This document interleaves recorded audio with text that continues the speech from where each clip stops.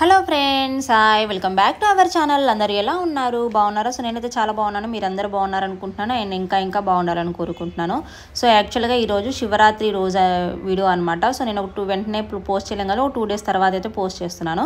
So Shivaratri రోజు మేమైతే అనుకోకుండా కొన్ని ప్లేసెస్కి అయితే వెళ్ళాము. ఒక 2 places-కి ముందు రోజు నైట్ అనుకొని సో ఇక్కడికైతే ప్రస్తుతానికి లేపాక్షికి వచ్చామన్నమాట. సో లేపాక్షికి అయితే మేము అప్పటికప్పటికి అనుకొని వెళ్ళామండి. సో మేము జస్ట్ కొన్ని సెకండ్స్లో డిసైడ్ అయ్యి ఇంక లేపాక్షికి అయితే వెళ్ళామన్నమాట. సో అందుకని చెప్పేసి ఈరోజు వీడియో అయితే మీకు చేస్తున్నాను. సో మీరందరూ శివరాత్రి ఎలాగ జరుపుకున్నారో కింద కమెంట్ సెక్షన్లో కమెంట్ చేసేయండి. అలాగే ఉపవాసాలు, జాగారాలు అన్నీ చేసి ఉంటారు కదా, సో అవి ఎలాగ చేసుకున్నారు ఏంటి అనేది మీరు కమెంట్ సెక్షన్లో కమెంట్ చేసేయండి. సో ఫస్ట్ మనము అనంతపురం లేపాక్షి విషయానికి వచ్చేస్తే ఇది ఏపీలో మనకు అనంతపురం డిస్టిక్లో ఉంటుందన్నమాట. సో మనకి హిందూపూర్ నుంచి ఒక 15 to 16 kilometers డిస్టెన్స్లో ఉంది. సో ఇక్కడ చూసారు కదా, అంతా కొండలాగే ఉంటుందన్నమాట. సో మనం ఇక్కడ ఈ టెంపుల్లో నడుస్తుంటే కూడా ఏదో మనం కొండ మీద నడుస్తున్న ఫీలింగ్ వస్తుంది. ఏంటంటే ఈ టెంపుల్ అంతా కూడా మన కొండ మీద ఉంటుందన్నమాట. సో ఫస్ట్ అయితే మనము ఒక ప్రదక్షిణ లాగా చేసేసుకొని టెంపుల్లోకి అయితే వెళ్ళిపోతున్నాము.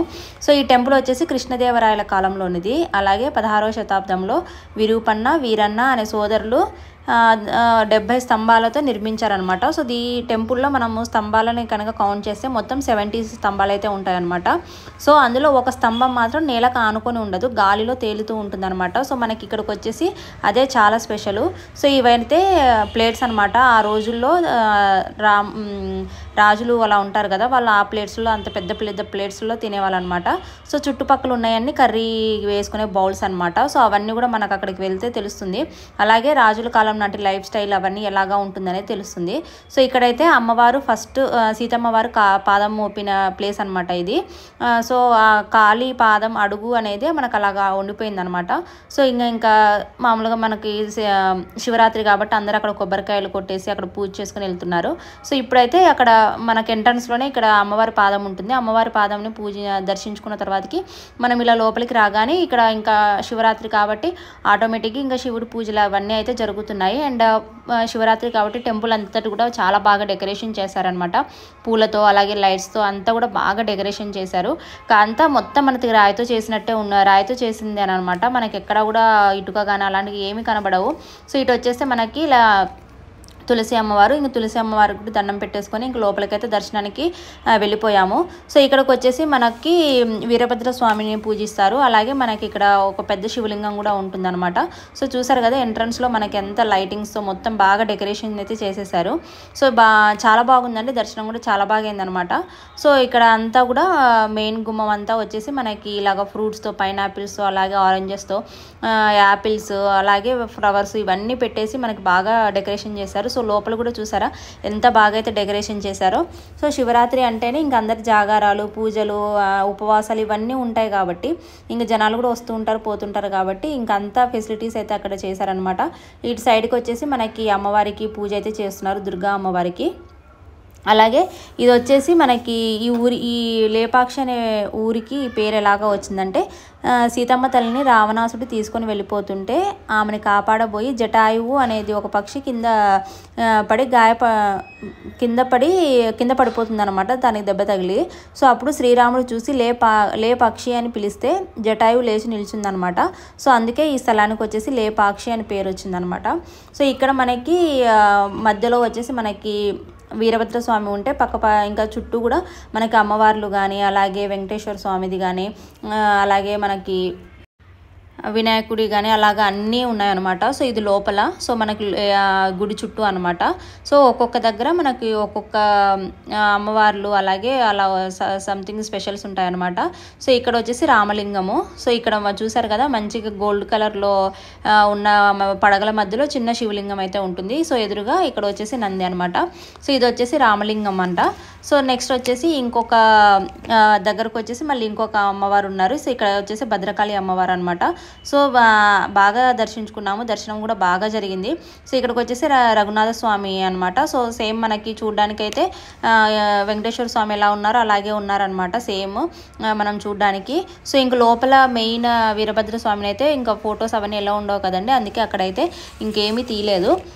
సో ఇక్కడికి వచ్చేసి మనకి స్తంభాల అన్నిటి మీద కూడా మనకి మంచి మంచి శిల్పాలు చెక్కేసి ఉంటాయన్నమాట. అంటే పూర్వకాలంలో మనకి మంచిగా డ్యాన్స్ వేస్తున్నట్టు అలాగా చాలా బాగా ఉంటాయి. సో ఇంక లోపల దర్శనం చేసుకొని వచ్చాము. సో ఇక్కడ మనకి 1000 స్తంభాల గుడి అంటేనే మనకు స్పెషల్గా కనిపించేది ఒకటి స్తంభం అనమాట. ఆ స్తంభమే ఇదనమాట. సో ఆ స్తంభాన్ని కూడా స్పెషల్గా మిగిలిన అన్ని స్తంభాల కంటే కూడా ఈ స్తంభాన్ని బాగా డెకరేషన్ చేశారు. ఎందుకంటే ఇక్కడ వచ్చేసి మెయిన్గా ఇదే అనమాట. సో ఇది చూసారు కదా, గాల్లో తేలుతూ ఉంటుంది అనమాట. కింద అయితే మనకి టచ్ అవ్వదు, మిగిలిన అన్ని స్తంభాలు అయితే కింద టచ్ అవుతుంటాయి. బట్ దీనికి వచ్చేసి ఆల్మోస్ట్ అంగుళం అంత డిస్టెన్స్ అయితే ఉంటుందంట. కిందను ఆ స్తంభానికి మధ్యలో గ్యాప్ 1 అంగుళం అంత గ్యాప్ అయితే ఉంటుందంట. సో అందుకని అది స్పెషల్ అట్రాక్షన్ కాబట్టి టెంపుల్కి దాన్ని అయితే బాగా డెకరేషన్ అయితే చేశారు.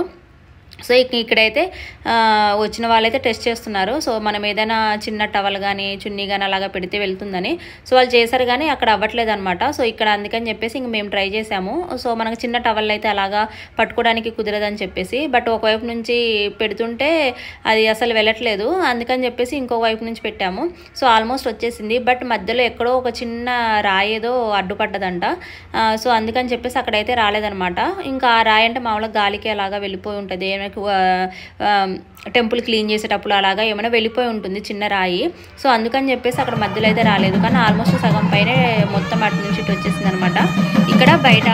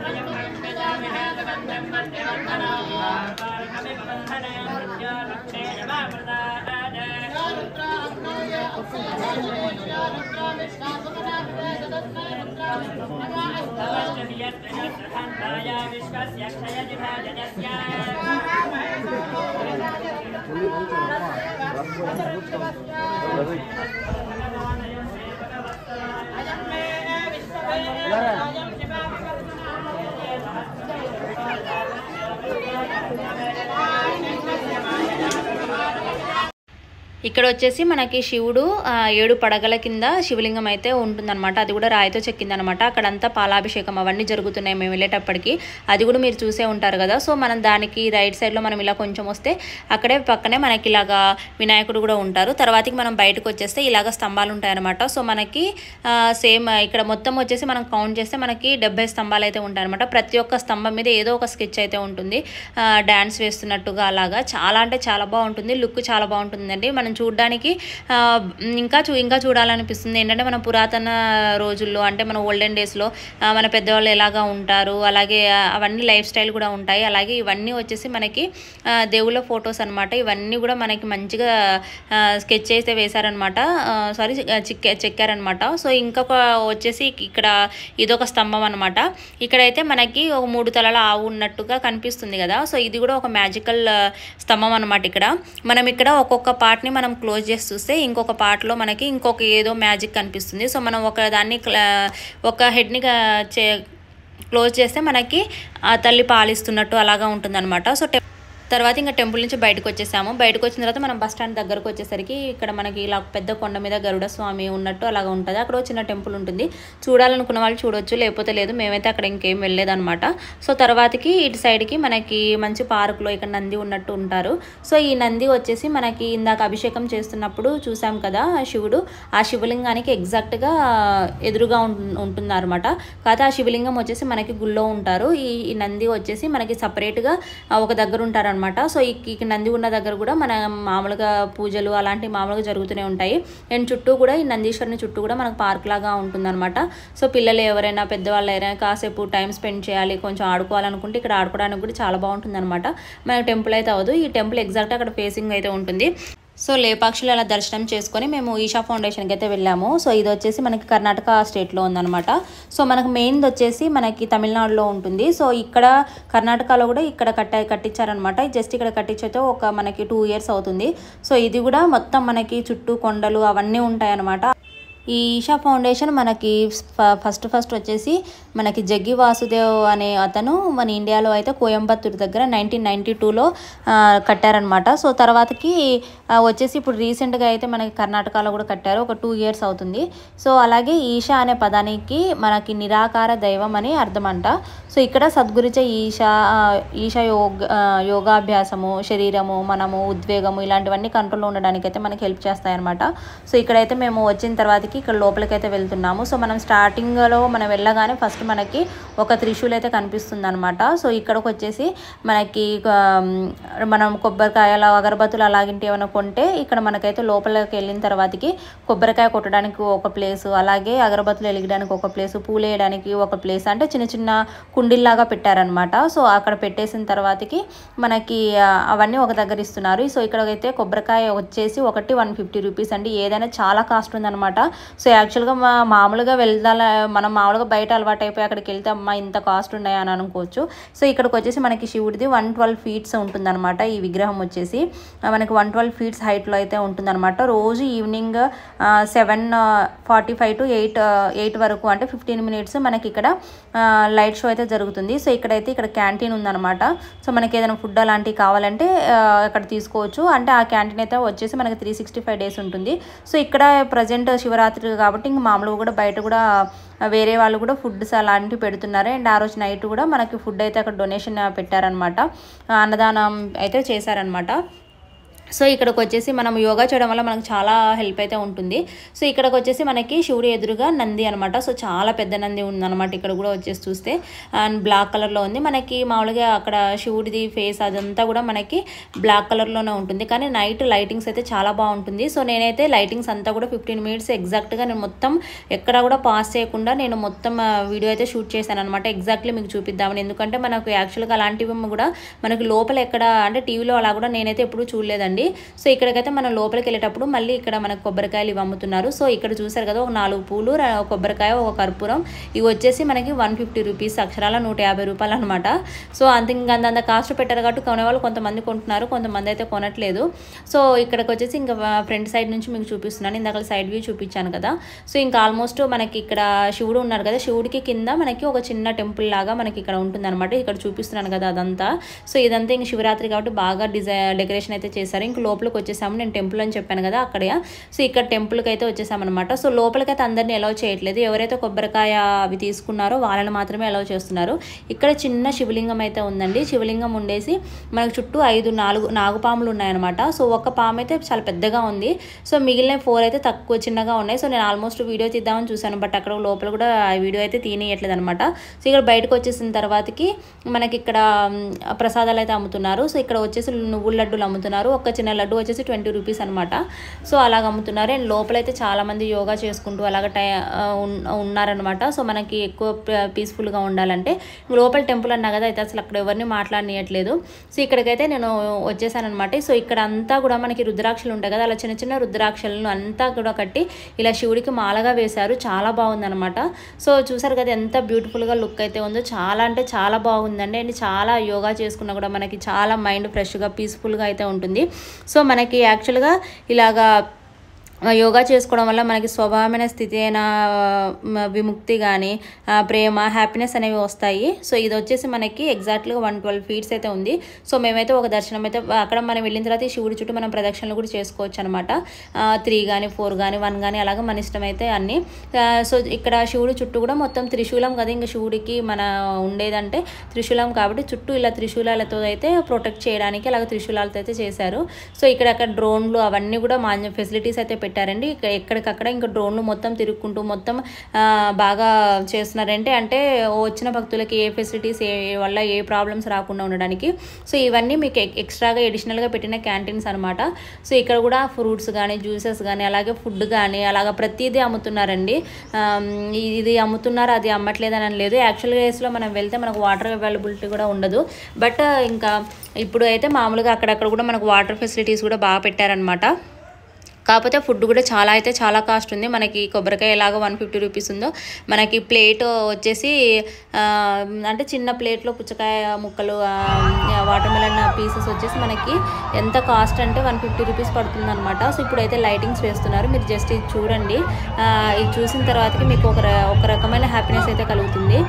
సో ఆల్మోస్ట్ లైటింగ్స్ వేయడానికి ఇంకా స్టార్ట్ అయిందనమాట. సో అందరూ ఫోటోలు వీడియోలు అన్ని కెమెరాలు పట్టుకొని రెడీగా ఉన్నారు.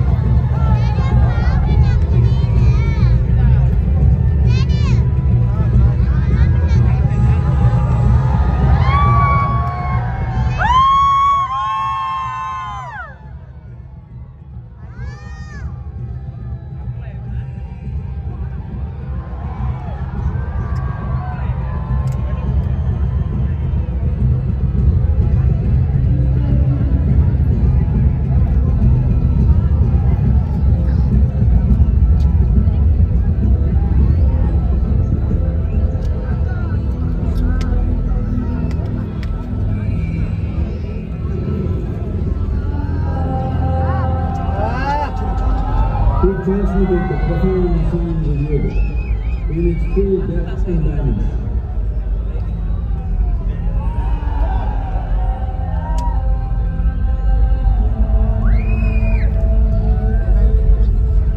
He expounded 112 methods of attainment, offering his disciples access to the deepest knowledge of creation.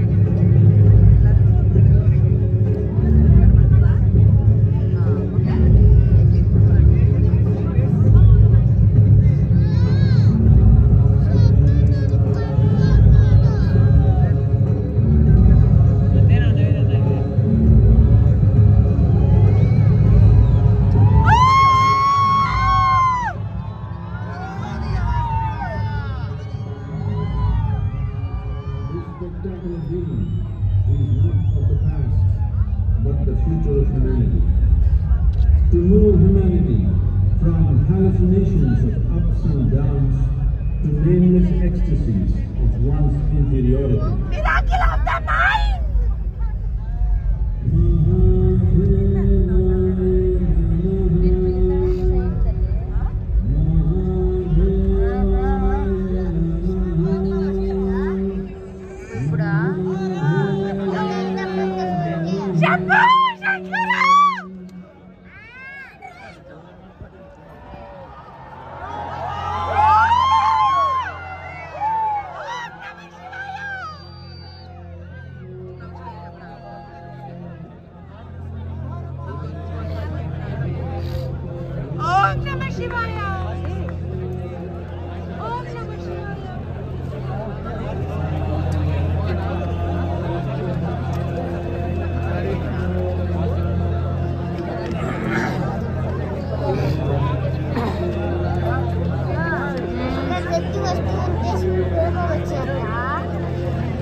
లేదు తల్లి, అవి అసలు ప్రపంచం మొత్తం శివుడి మీద ఆధారపడింది అని చెప్పేసి చూపించారు మనకు. అలాగా అన్ని జీవరాశులు అర్థమైందా? అంటే ఏ చిన్న ప్రాణం శివుడి అంశంలో చూపించారు.